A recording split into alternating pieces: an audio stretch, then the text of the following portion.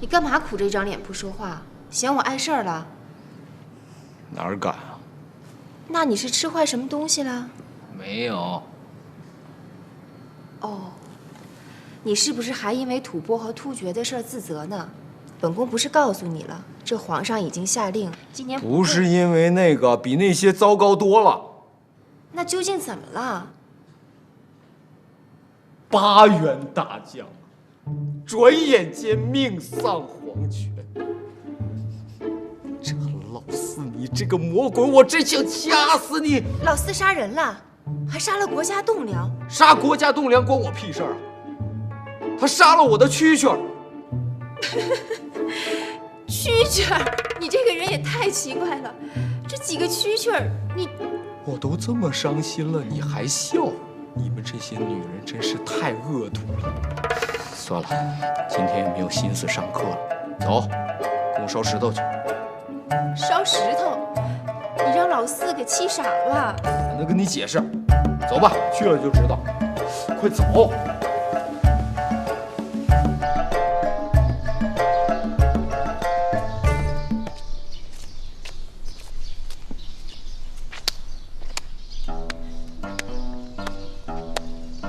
今天你们的任务就是去河滩找石头，太大的不要，太小的也不行。小侯爷，拳头这么大，你这个还可以，二娘子的不行，她拳头太大，烧不透。好的，明白了，去吧。哎，栓子去就行了，你还得负责到后院去烧火呢。一会儿的石头捡回来了，就都丢到火里去。掐好了3个时辰出窑，晾一晾，千万别碰水，好不好？明白了吧？小侯爷放心。烧完了之后，拉到东院去，顺便把你的胡子刮了。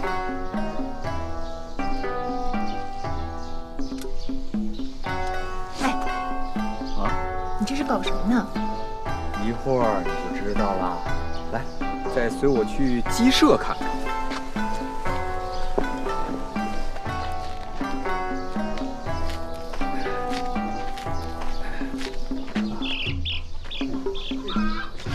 夫君，公主，夫君啊，这蛋都挑好了，过过目。啊，公主。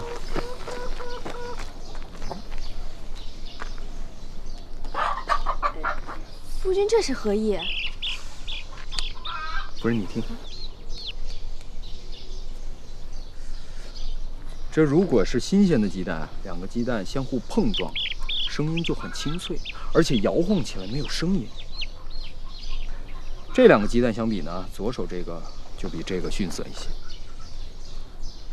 这区鸡蛋还这么多门道？那是，这是常识。今天就当是给公主上一堂劳动课了。哎，这鸡蛋啊，一定要选新鲜的，要不然就没有意义了啊。哦，那妾身再筛选一遍。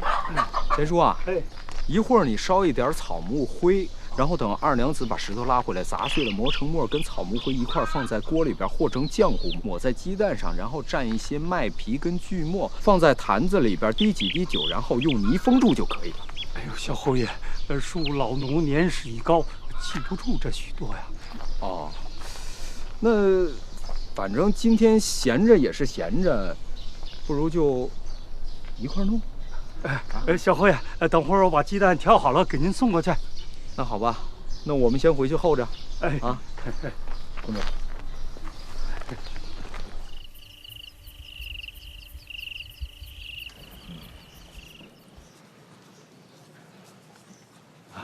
哎，贤叔，小侯爷，公主，搁这儿，搁这儿，搁这儿。我又给您送来一筐鸡蛋。哦，夫人领着大家伙在外边刷呢。我就……哎，贤叔，等一下。咱们剩那个石灰也别浪费了，和点水，把鸡舍的墙刷一刷啊。哎，公主，我跟你说，这可是我的独门秘方，可不许泄露啊。去，这忙了一天都不知道你耍的什么把戏，本宫才懒得往外传呢，怕传出去让人笑话。哎呀，你是不知道这石灰的好啊！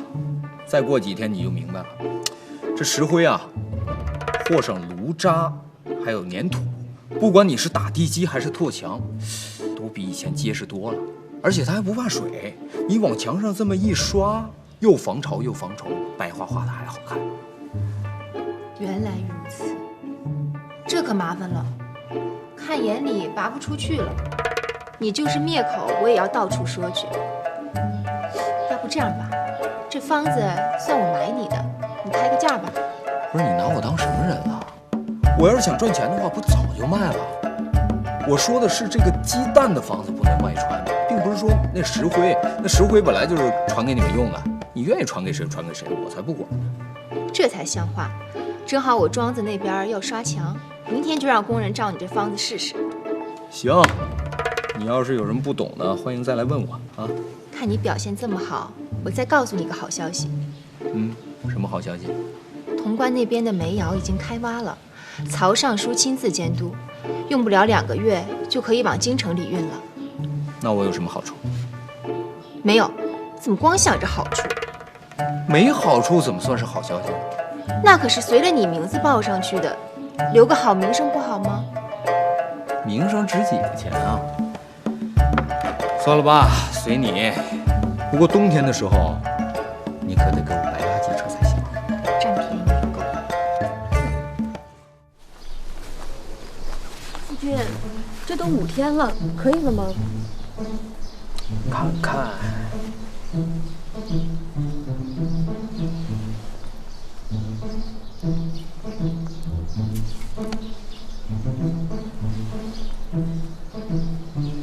伸手，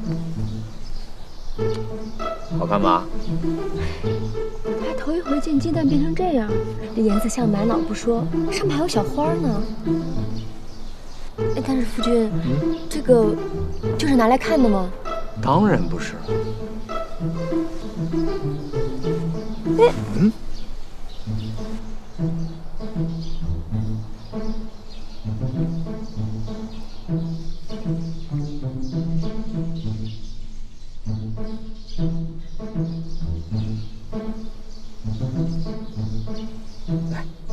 成嘴。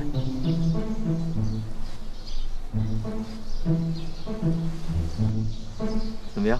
好吃，这鸡蛋还带了一股油的味道，比煮的好吃多了。这还没沾酱油呢，回头让二女跟老四都尝尝。这玩意儿，得说多了不敢说，最起码能卖上鸡蛋10倍的价钱，可比养鸡赚钱多了。真的啊！回头呢，咱们就照这个办法，我们来做，你们娘家管卖，日积月累，这可是一笔不小的进项啊！夫君，卖可以，但是咱们绝对不能带着外面这泥壳子卖出去。这公主要是把这烧石灰的方子传到家喻户晓，万一被别人看出了门道，咱不就白忙活了？夫人想的周全啊，就按你说的办。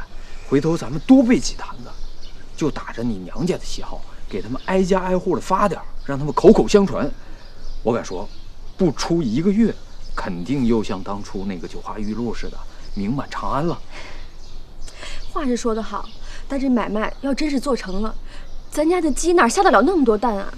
到时候还得满大街找蛋去。这夏天还好办，天凉了怎么办？这做生意啊，最怕断货，一断货就得罪老主顾。对，是得好好考虑考虑。一会儿等老四跟二女回来，让他们帮忙想想办法吧，兴许有好主意呢。姐夫外面的新吃法真绝了，姑娘家的吃个东西没个够，不给吃拉倒，正好饱了。饱了就寻思寻思，这鸡蛋生意到底有没有得做？二女，你也寻思寻思。刚刚夫君还夸你俩聪明伶俐呢，这还用寻思？就这个味道，能卖一般鸡蛋20倍的价钱。没见买花露水的客人都怎么花钱吗？这能用得起花露水的人，根本就不在乎再多吃俩鸡蛋。哎，这事儿交给我吧，不出半天，保证天下再没人愿意吃自个儿家的鸡蛋。哎，不过得给这个起个好名字才行。这现在名字不重要，重要的是从哪儿能弄来这么多的鸡蛋？这咱家的鸡就是照死了下，也供应不上全长安的百姓呀。这从外面收也不妥，既受季节束缚，又不见得新鲜。这个呀，一定要新鲜的鸡蛋才行，稍微沉一点就不是那味儿了。这还不好办吗？把制造火炕的方法告知天下，等到了冬天，佃户和鸡都有炕烧，还不乐开了花，咱就请等着收蛋了。不过这要换了我呀，我才懒得自个儿养鸡呢，我只养蛆。谁家的鸡想下红黄蛋，都得来找我买蛆，连鸡瘟都省得操心了。这丫头真是做生意的材料，比我想的还深了一层。这妥吗，夫君？妥啊，妥得不得了。这些可都是送给诸位老将军的，你可看仔细了啊！一回生二回熟，放心吧，夫君。哎呀，没想到啊，真是没想到，我这没想到我这个蛋这么受欢迎。早知道这样的话，我就应该先解决这个鸡蛋来源的问题。你说现在弄得咱们自己家也没得吃了。是啊，就是考虑不周呢。小侯爷，今天让老汉我去送这个蛋吧。啊，好啊，那就有劳钱叔了。去的时候多捎几句吉祥话。哎。这赚钱还赚成菩萨了，鬼头鬼脑的。画皮那故事说的是你自己吧？你除了会损人还会干啥？我怎么跟你讲个故事还老埋怨了？百姓都受益，我从中赚点零花钱有什么不对吗？我赚的越多，百姓就越是受益，这叫互利，你懂吗？有吃有喝又高兴，有什么不好的呀？再说了，养鸡是个清闲活，女人孩子都能干，又不耽误农务，我还算是给朝廷分忧了呢。你这些日子钱赚也赚了，忙也忙了，什么时候陪本宫去山庄啊？哎呀，这好日子怎么这么快就过去了？没良心的，等了这么些日子才腾出时间来，你是不是嫌本宫老了，没新鲜劲儿了？哎，你这是说的什么话呀？你要有自信啊！你看，老陈醋、老酒、老古董，那不都是越老越值钱吗？去，上辈子欠你的，没心没肺的。记着想好了日子告诉我啊。上次你做的那个鱼味道不错，现在想想就饿了。昨天我差人送来的梅你见了吗？见了，那确实是好梅，但是我得给你提个醒啊，这个梅呀也不能是谁想挖就挖，你得跟朝廷立个法律出来保护一下，要不然就乱套了。你说的对，回去我就叫人拟定。对了，明天你抽个时间去趟南林苑，李氏让我给你传个话，那边那寒瓜熟了，让你过去一起吃呢。这可不能糟蹋，这我必须去。李兄，子豪啊，又见面了啊！哎，李兄，那边那位女子，刚才一直偷偷瞄啊。啊，那是贱内，产后体弱，平时少出门，今日里得空出来透透气。这林青木秀的好景色，也有助于恢复元气嘛。贱内性子弱，平日少见生人，子豪莫怪啊。嫂夫人真是个美女。见过嫂子。子豪怎么今天气色不好？可是昨夜没睡好，是吗？昨晚上没休息好吗？哎，昨天确实睡得不太好。老夫昨夜夜观星象，一直在搞研究。这子豪还会观星象？月之一二嘛，就好比这就是一个太阳系，这个是太阳，这个是地球，那这个呢就是月亮。哦，这个说法倒是新奇啊，不如来谈谈地理吧。好，说地理，比方我大唐现在要拓展疆土，我大唐在这儿，我们现在不计天气因素，不计自然因素，一路向北，然后再向西移动。那么这样，将来整个亚欧大陆的板块可能都被我们大唐打通。这么大的疆域，朝廷不好安置吧？这总不能说杀光就杀光，这没了人气，多大的疆域都没了意思。再说这连年征战，百姓必定疲惫不堪，不是好事儿啊。也就是闲说，你别那么认真，不是真傻。但是你要说到百姓呢，我得说两句啊。这个百姓啊，其实我们战不战争，他们都不会太轻松。就算你们把所有的赋税都给他们免了，他们也不会活得有多滋润。知道为什么吗？因为他们是靠地吃饭。万一有个什么自然灾害，什么水灾啊、旱灾啊、什么蝗灾啊，这比你那些都严重多了。所以说，最关键的还是得搞好基础建设。那句话怎么说来着？说叫，要想富，先修路，多生孩子，多养猪，是吧？子豪说的有理，不过这养猪太费粮食，还是多养牛羊好。其实呢，你看这个路啊、桥啊，你们公布也都有措施，关键还是这个生孩子。这个生孩子太难了，当然也不是说不能改变，只是但说无妨，我与贱内都是过来人，不避讳这个。是大事，尽说无妨。就好比我们这个大唐的适婚年龄来说吧，你说这个13、14岁的小姑娘，她也就这么高，是吧？她你看那么瘦瘦弱弱的，这模样还没长开呢，你让她生孩子，让她当母亲，这个是不是太危险了？啊，你说这个生好了行，那生不好的话，将来想做个劳力都做不了，对不对？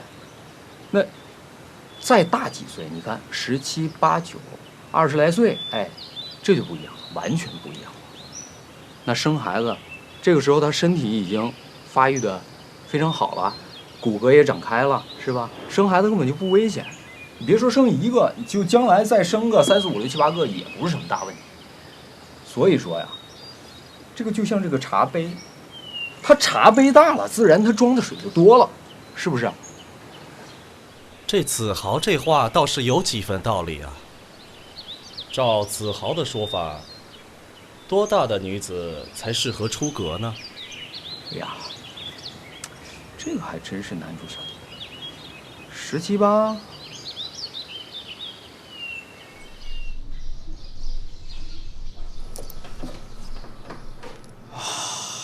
大功告成啊！小荷叶喝点水吧。搁那儿吧。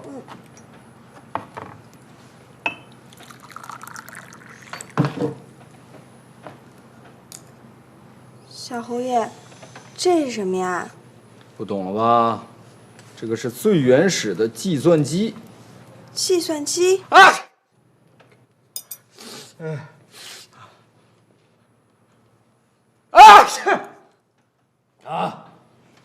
小侯爷，你这是着凉了吧？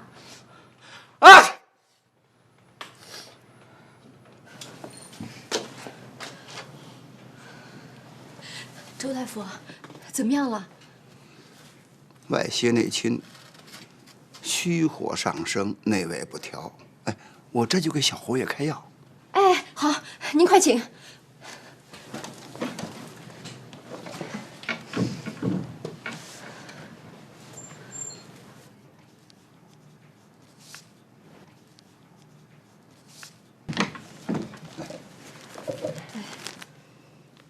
赶快去抓吧。二女，快去让栓子抓些上好的药材来。哎，我也去。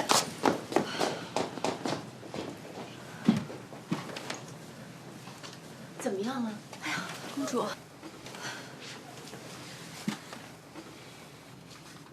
莫非是旧疾复发了？啊，不是，已经诊视过了，只是着了凉。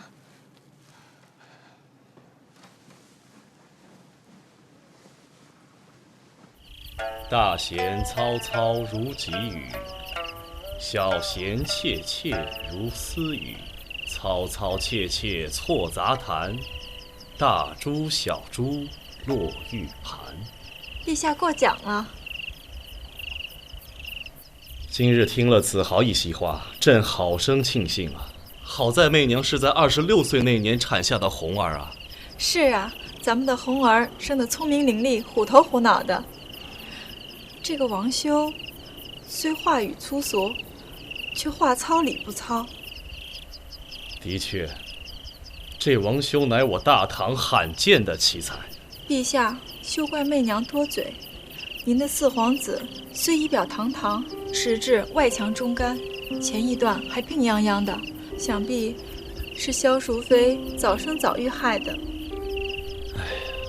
媚娘，这手心手背都是肉，朕知道你与那萧淑妃不甚融洽，可她毕竟是齐梁皇室后裔，对朕又有百般恩情，得饶人处且饶人吧。再怎么说，这素儿也是红儿的亲哥哥，龙城一脉，打断了骨头连着筋呐。媚娘何不想化干戈为玉帛？可萧淑妃她欺人太甚，暗地里挑唆，就连皇后也是媚娘为眼中钉、肉中刺。王堪平日里一团和气，暗地里处处想置媚娘于死地。媚娘心里的苦，陛下哪里知道？媚娘放心，有朕替你做主，他们哪个也休想得逞。若果真如媚娘所言，朕定替你主持公道。陛下位依天下，皇恩浩荡，咱不跟那些不懂事的人计较。媚娘受点委屈，忍忍也就过去了。若是气着了龙体，怎能对得起天下子民？后宫这么大，懂朕的也就媚娘一人了。陛下，正如王修所说，媚娘芳龄20有6，正是大好年华。正所谓花开堪折直须折，莫等花落空折枝。不如陛下今夜就撒把龙种，让媚娘给您添个6皇子，如何？哎呀，好句好句呀！不如借着如此雅兴，朕也来赋诗一首。媚娘洗耳恭听。寒瓜额娘养娃娃，养得个个圆又大。葡萄额娘羡慕她，老怪自己娃娃差。太阳公公感慨呀，万育才能生好娃。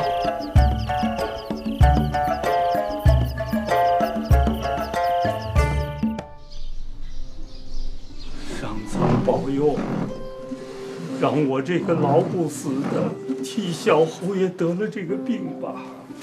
周大夫庸医，他要是耽误了小侯爷的病，要了他的命。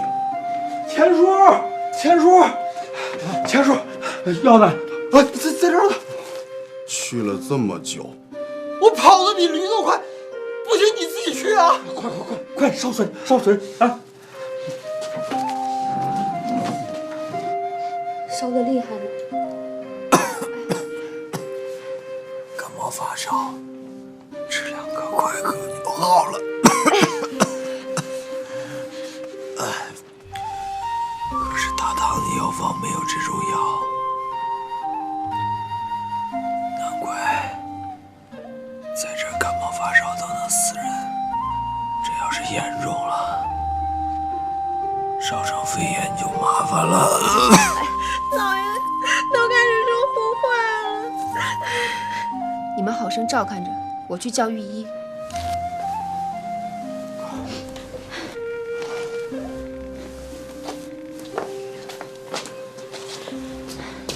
夫人药来了。夫君喝药。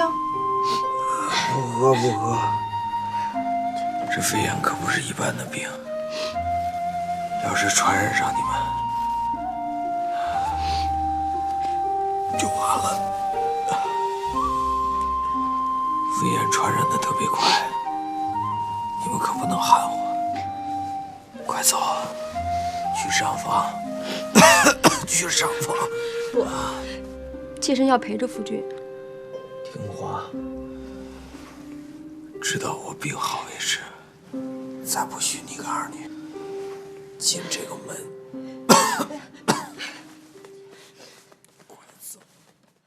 石灰的效应远远大于松花蛋，但王子豪这个不学无术的吃货，还是一心想去搞食品生产。第2次来到皇家园林，又见到了冒充官员的李治和武媚娘，自然又是一顿吃喝吹牛。唯一一个敢跟皇帝这么说话的，恐怕也只有他了。下一集，夫君身染重病，昏迷不醒。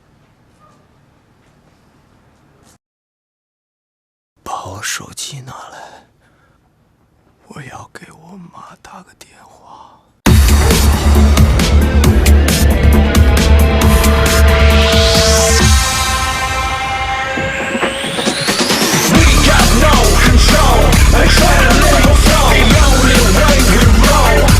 我叫尼克，很多人都称我富二代或是小开，基本上我不喜欢这些称号。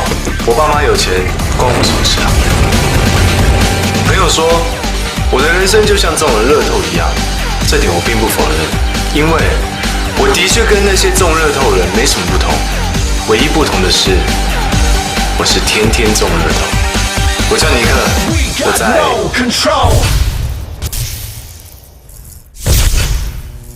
我要留下爱的印记。救命啊！